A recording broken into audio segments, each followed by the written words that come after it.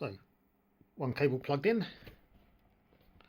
is plugged in, one VGA plugged in, one screen that's on, although it's asleep, and one power button.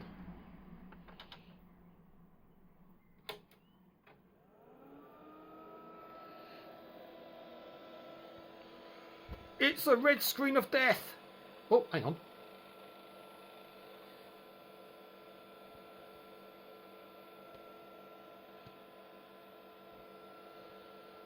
It's a black screen of death. Holy f***. Nah. No f***ing way.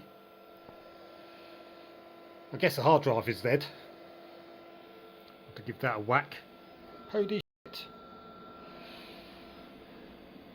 It powered on. F*** me.